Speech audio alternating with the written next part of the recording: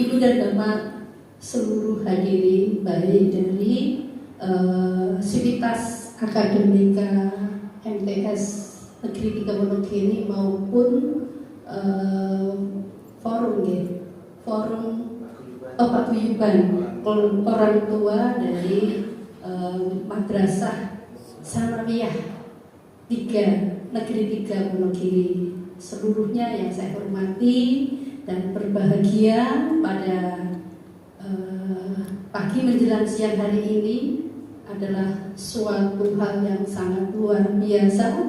Saya melihat dan saya mengapresiasi untuk MTS Negeri 3 Wonogiri meskipun di daerah perbatasan dengan Jawa Timur, tetapi dengan semangat yang sangat luar biasa. Jadi perlu Ibu dan Bapak menyemangati diri sendiri dan juga nantinya bisa menularkan semangatnya kepada anak didik kita semua. Jadi saya apresiasi kinerja Ibu dan Bapak semua sehingga mampu membawa MTS Negeri 3 Wonogiri berjalan lebih baik dari tahapan yang ada. Itu dibuktikan dari bertambahnya jumlah siswa di MTS Negeri 3 Wonogiri. Ibu dan Bapak sekalian, tadi disebut oleh baik Bapak Kepala Sekolah, baik oleh Ibu Kasih maupun dari MC. Ibu dan Bapak sudahkah mengenal saya sebelumnya? Nembiriki, padahal kula pun terbiasa blusukan ten Purwantara ten Kesmantara men nggih pun biasa Pak. Ten rumah bang sing inggil mlaku munggah gunung niku nggih pun biasa. Ngiliki piyanten-piyanten yang memang kurang beruntung. Jadi kemarin hari Minggu saya juga ke Kesmantara nuweni napa niku masyarakat yang terdampak bencana. Gitu, ada 200 orang terpucung mereka. Nggih. Jenenge mboten undang kula mboten ngertos, Pak. Jadi kalau saya diundang insya Allah saya datang. Jadi ngoten. Dine diiming-imingi durene digiriyen. Nah, kula kesane tertarik kan ngoten nggih. Mugi-mugi kemawon benjang dijawil kesane saged nuweni insyaallah. Nah, selain itu Ibu dan Bapak sekalian, sebetulnya juga bukan masalah ini sampai ke Purwokerto dan sebagainya. Dengan harapan Ibu dan Bapak sekalian, saya sebagai wakil panjenengan kula niku wakile jenengan, berarti statusnya niku dhuwur jenengan. Nggih mboten? Lha wakil ora nggih dhuwur jenengan. Jenenge wakil kan kudu nuruti perintahe. Nah, Ibu dan Bapak niki sekedhik nanti akan saya sampaikan. Saya mengapresiasi MTS Negeri 3 Wonogiri kiatnya menuju madrasah yang unggul.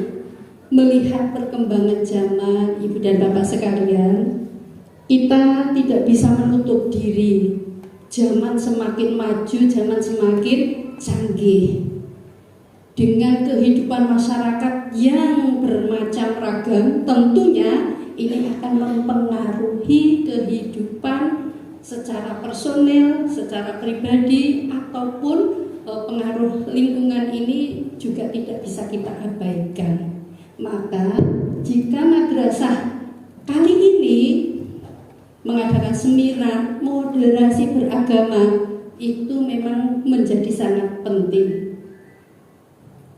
Napa to moderasi iki? Kok nggak moderasi beragama? Enten sing pirsa. Jadi moderasi beragama Ibu dan Bapak dalam kehidupan kita di masyarakat ini menjadi amat penting. Ada 3 hal yang harus kita perhatikan agar supaya masing-masing kita yang beragama sesuai keyakinan kita itu tidak tercampur aduk pemahaman agamanya. Jadi masing-masing harus memperkuat keimanan. Yang pertama sebagai umat Islam. Saya yakin di sini semua umat Islam. Sehingga umat Islam itu harus memperkuat terlebih dahulu pemahaman agamanya secara baik, pemahaman agama secara menyeluruh. Ya, Jawa itu secara holistik. Jadi menyeluruh itu enggak sepotong ayatnya dipotong-potong terus dipotong dipahaminya sepotong-sepotong. Engko dalil. Mboten sama tadi akhirnya apa? Itu pemahamannya sepotong-sepotong akhirnya nanti akan menjadi tidak baik ketika berbicara di luar berbicara dengan orang-orang di luar yang pemahamannya bukan beragama Islam. Nah ini Bapak dan Ibu sekalian, karena tidak mengerti ketidaktahuannya seringkali baik diawali dari keluarga. Ketidaktahuan bahwa moderasi beragama itu kita harus melaksanakan pemahaman, melakukan, mengamalkan ajaran agama kita terlebih dahulu sesuai keyakinan kita, agama kita, sehingga ketika ada pengaruh dari manapun kita sudah tidak goyah.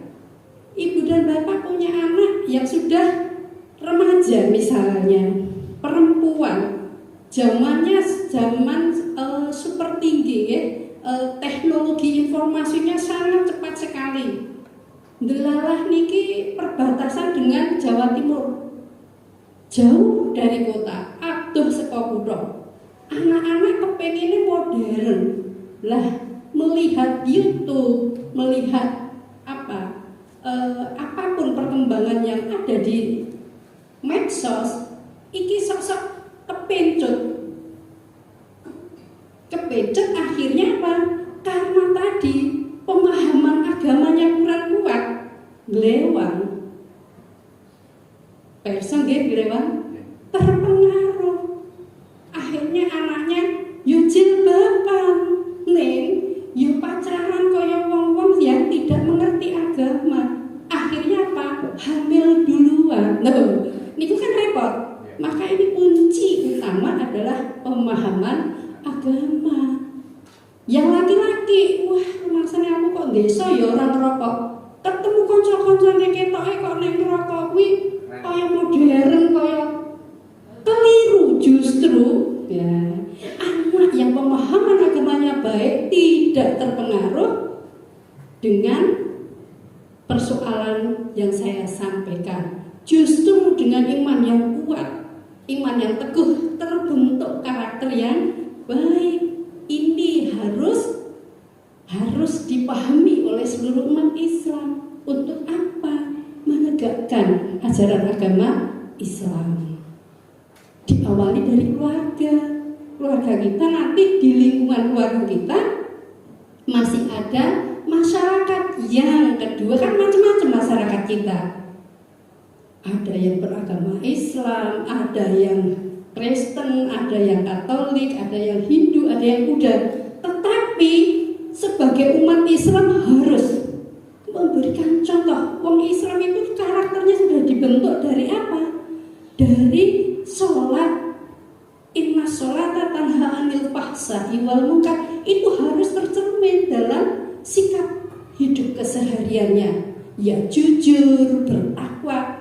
Diawali dari bertakwa, dia akan jujur. Diawali dari bertakwa, jujur, bahasa yang baik, bertutur kata yang baik, bukan sekedar slogan umat Islam itu. Umat Islam diajari oleh Rasulullah itu harus apa? Pemahaman dan pengamalan. Nek ora iso memahami ajaran agama Islam, dia nggak bisa mengamalkan.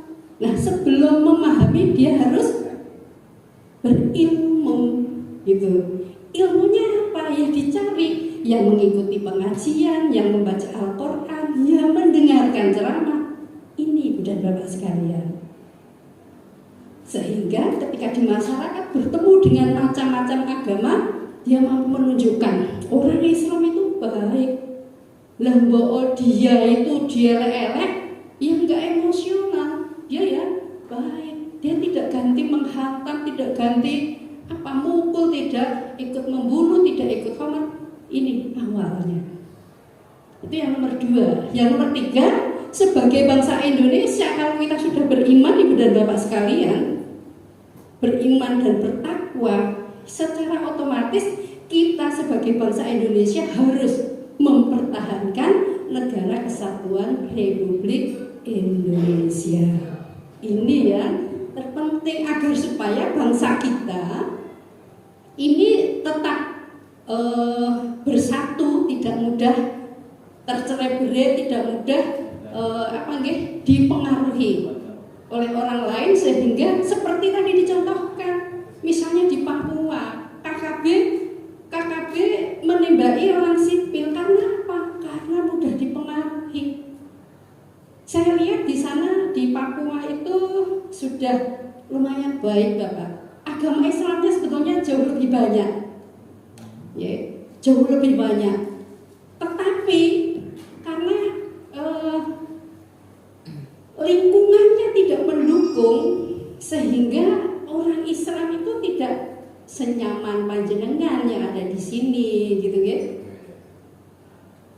Panjenengan bersyukurlah di Pulau Jawa, meskipun di perbatasan Jawa Timur masih bersyukur. 3-4 bulan yang lalu saya ke ke Papua Barat. Ke Papua Barat, ketika mau memberikan bantuan saja, Ibu dan Bapak, biayanya berlipat-lipat.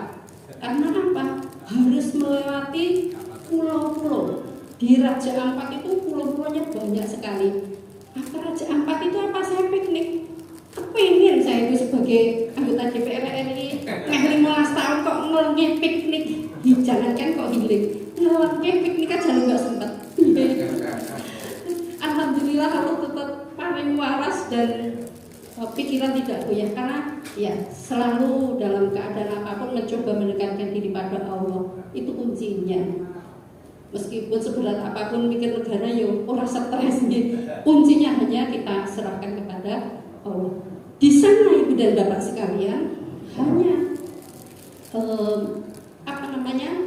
pernah sampai dari Sorong mau ke bantu ke Raja Ampat, di daerah yang ada di Raja Ampat itu harus melalui laut, naik speedboat mati 4 kali. Kabeh di tengah laut itu semua orang sudah, kalau tidur dia nggak tahu, yang melek itu isinya cuma ketar-ketir sambat. Karena mereka mungkin keyakinannya kurang kepada Allah, ya sambat bukannya berzikir. Saya tidak tahu, akhirnya wartawan Bu Maria dari tadi zikir menyelamatkan orang sekapal katanya. Harusnya ya berzikir itu semua, bukan saya sendiri. Karena apa? Di saat berhenti itu ternyata ada hiu lewat yang tidak jauh, bisa dibayangkan. Saya cuma, anakku jek loro, anakku jek loro, sopo nek ya kita serahkanlah kalau memang Allah sudah menghendaki. Tetapi setidak-tidaknya itu Ibu dan Bapak sekalian, kita masih bersyukur di sana kondisinya seperti itu saja,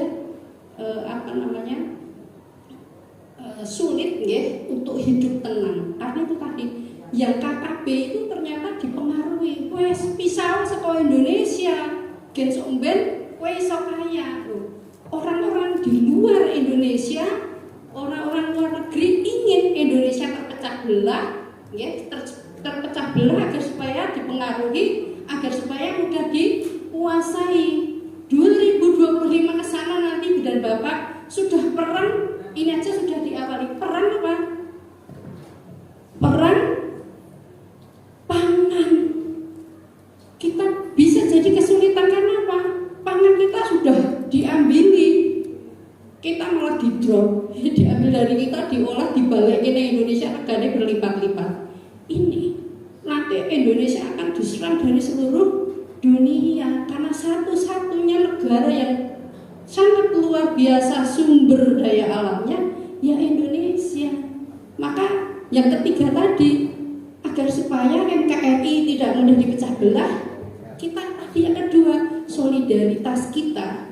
Solidaritas bukan berarti terhadap sesama itu bukan berarti kita ikut-ikutan. tentang wong Islam. Saya juga kadang heran, wong Islam agamanya Islam, kuliahnya bukan di tempatnya orang Islam, yang mana di situ agamanya justru jumlahnya lebih banyak, 6 jam pelajaran agama.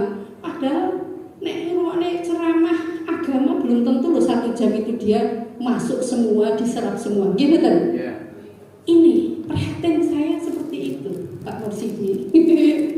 Dengan bangganya jilbab di sekolah di sebelah saya. Saya tanya berapa pelajarannya 1 minggu? 6 jam, bayangkan Pak. Saya berjuang Pak Dirjen agar supaya merubah metode pendidikan agama Islam, anak-anak mudah memahami, anak-anak senang melaksanakan ajaran Islam. Kunci ketakwaannya di situ. Bukan anak disuruh sekedar hafal sejarah Islam itu sambil lalu, tapi bagaimana anak-anak faham agamanya itu kuat, sehingga nanti juga tidak mudah diprovokasi agar supaya menjadi teroris. Kenapa? Yang mudah diprovokasi itu adalah orang-orang yang agama Islamnya cuma capek-capek. Nah, saya berharap Ibu dan Bapak sekalian memperkuat keimanan anak-anak, jangan mudah diprovokasi terhadap orang-orang yang tidak bertanggung jawab, yang ingin menghancurkan termasuk agama Islam melalui anak-anak didik kita yang dari medsos tadi. Itu termasuk bagian, secara tidak langsung sing rokok, sing narkoba, sing pelecehan seksual, itu bagian menghancurkan bangsa kita melalui generasi muda. Kadang-kadang orang sepuh tidak sadar juga dipengaruhi dari itu. Semoga besar harapan saya, Ibu Bapak Guru mampu menjadi contoh terbaik bagi anak didiknya. Amin. Tidak ada yang melakukan pelecehan seksual terhadap anak didiknya. Indikasi ini terus dipengaruhi agar supaya citra Islam itu menjadi buruk. Itu Ibu saudara Bapak sekalian. Jadi besar harapan kami apa yang disampaikan oleh Bapak Kepala Sekolah Madrasah Unggul mudah-mudahan tercapai karena sinergitas Ibu dan Bapak guru beserta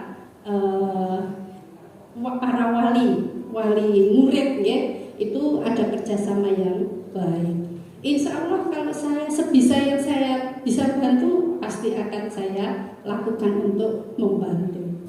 Prinsip saya memang ingin, itu sering saya sampaikan bahwa wajah pendidikan Islam ini harus diperlihatkan terlebih dahulu sehingga orang itu akan tertarik.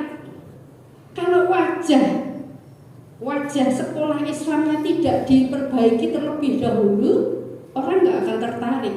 Pertama, setelah wajahnya ya akhlaknya melalui itu tadi instrumen yang sudah saya sebutkan, sehingga orang akan tertarik dengan mereka. Oh, tak sekolah kono wae. Meskipun promosi di luar itu sangat luar biasa. Nah, ini kegalauan, kegelisahan saya sampaikan kepada Kementerian Agama agar supaya sekolah-sekolah pendidikan Islam ini dengan wajah yang baik mampu menarik minat orang-orang tua untuk menyekolahkan ke sekolah-sekolah Islam. Ini sudah berjalan hampir seluruh Wonogiri, sekolah Islam itu terus meningkat, sementara sekolah-sekolah negeri itu ada yang di-regrouping. Kuncinya di tangan panjenengan, bagaimana memberikan contoh. Anak didiknya mampu memberikan contoh secara tidak langsung dari cerita mulut ke mulut. Ini akhirnya mampu menarik minat orang tua, termasuk peran orang tua, tonggone, sedulure juga seperti itu agar supaya mau menyekolahkan anaknya di sekolah-sekolah agama, sehingga karakter bangsa kita terbentuk. Nah, itu Ibu dan Bapak, intinya moderasi beragama kita menghargai, tetapi bagaimana kita menghargai orang-orang di luar agama Islam tanpa harus mengorbankan akidah kita sebagai umat Islam. Sakit ya dipahami? Nah itu saja saya kira Ibu dan Bapak sekalian, tidak banyak yang bisa saya sampaikan karena waktu juga sudah siang dan masih ada beberapa nanti yang harus kita juga hadiri karena ada banyak bencana. Kalau minggu kemarin saya habis nonstop seminggu, terus ke Kalimantan pulang haji itu kan sampai malam-malam, kemudian ke Kaltim pulangnya malam, paginya sudah roadshow sampai sehari, esoknya saya ke Purwantoro. Ini ke Purwantoro, nanti masih ada lagi beberapa yang harus saya tengok. Jadi saya mohon maaf yang sebesar-besarnya apabila saya hanya memberikan waktu sedikit. Semoga yang sedikit ini mampu dicerna dengan baik, mampu diresapi dengan baik, mampu merubah mindset, cara pandang Ibu dan Bapak terhadap lingkungan, bagaimana caranya meningkatkan. Nantinya ikut mengajak orang tua murid yang belum minat sekolah di sekolah MTS itu akhirnya tertarik karena kepingin anaknya menjadi orang yang baik. Ngaten nggih. Nek jenengan ki mbak ora iso napa niku ngajari agama secara napa niku mengajari agama dengan waktu yang lama untuk merubah mungkin orang enak, mungkin karakter anak. Nah, ketika anak disekolahkan di sekolah agama, ini harapan kita juga menjadi baik, minimal mengatakan. Matur suwun, kurang dan lebihnya billahi taufik wal hidayah. Assalamualaikum warahmatullahi wabarakatuh. Selanjutnya kami mohon kepada Ibu Hajah Indah Maria Astuti